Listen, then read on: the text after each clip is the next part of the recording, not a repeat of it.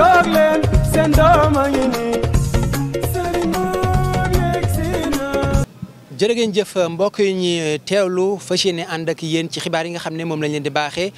ci tournée nationale bu président Serigne Mboup mu dëppee ko diisoo ak say nawle ngir waajal parrainage yi jëm ci élection présidentielle yu février 2024. mbokk yi ba léegi ñu ngi ci région bu Kaolack ci département bu Nioro la ñu demoon bi ñu agsee nag ci département bi jigéen ñu bëree bëri recevoir nañ le président Serigne Mboup daal di koy dalal ki nga xam ne moom moo di Fatim Dieng nekkoon ci parti bi nga xam ne moo di APR ñëw rejoindre le président Serigne Mboup fas yéene ko jàppale ci diwaanub Nioro am na kàddu yoo xam ne yëkkati na ko fa ci jotaay bi ñu fa doon amal. ànduma ak benn mbojo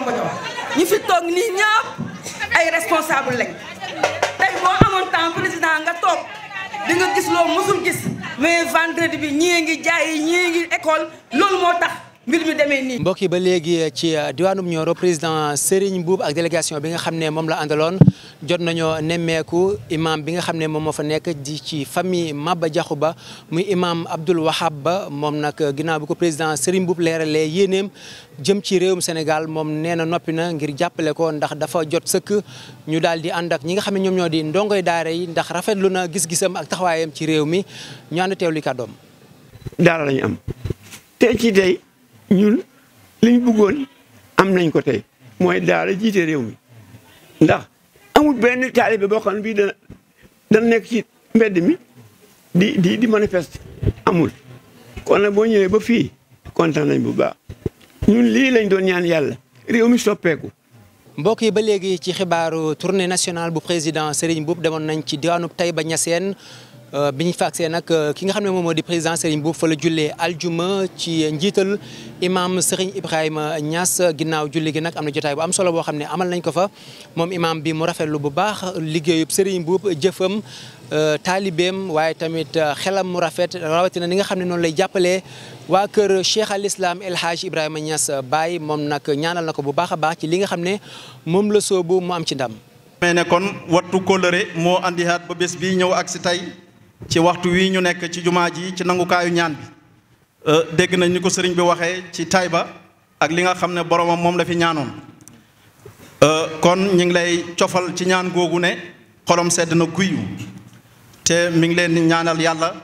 li nga xam ne bëgg nga ko ci réew mi te wax nga ko léegi mooy ku nekk fa nga jàngee nga liggéeyee fa tekkee fa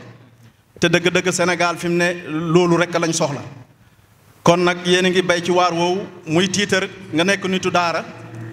mën a wax ay aala alquran firi ko dëgg-dëgg su boobaa kooku fi mu xool jëm alquran rek la fay jiital te yàlla rek la fay jiital. mbokk yi ba léegi ci Taïba Niassène la ñuy des ndax ki nga xam ne moom moo di Alioune Diop moom moo recevoir délégation bu président Serigne Mboup ci mobilisation bu am solo boo xam ne amal na ko fa dajale mbooleem village yi nga xam ne ñoo wër Taïba Niassène ñoom ñëpp ñu amal fa benn jotaay bu yaatu boo xamante ni kenn ku ci nekk yëkkati na ay kàddu noppi ngir jàppale président Serigne Mboup lu njëkk mooy parrainage yi ba matal ko waaye ànd ak moom ci élection présidentielle yi ba yóbbu ko palais ngir mu nekk 5e président de la République du Sénégal ñu ànd teewlu seen i kàddu. ma ne ko bawoon naa politique de mais nag ku gis nen ngi wax dëgg yàlla sëriñ bu bëggee fii ku ko jàppale ci Saalum gii dana buñ jaaree ci man dana xam loolu nag li koy firnde itam tax na ba samay bokk 22 villages yi nga xam ne ñu ngi ñëwal Taïba Niassène kenn desul. fiche yi ma jël nii dinaa ci photocopie waat yeneen parce que leer na ma ne yii moom waxatuma yii moom day daal di jeex yeneen kay laay soxlawaat incha allah. ñun ñëpp bu soobee yàlla ak yonent bi du yàgg dara danga jot ci suñuy parrainage bu soobee yàlla na sa xel daal boo tëddee nga nelaw. mbokk yi li lañ leen indiloon tey jii ci xibaar yi nga xam ne moom lañ leen di baaxee ci tournée nationale bu président Serigne Mboup di diisoo ak say nawle ngir waajal parrainage yi waaye waajal élection présidentielle yu 2024 sant leen gërëm leen ci teewlu gi dig leen daje incha allah ci yeneen xibaar jërë ngeen jëf. jóg leen seen doom a ngi nii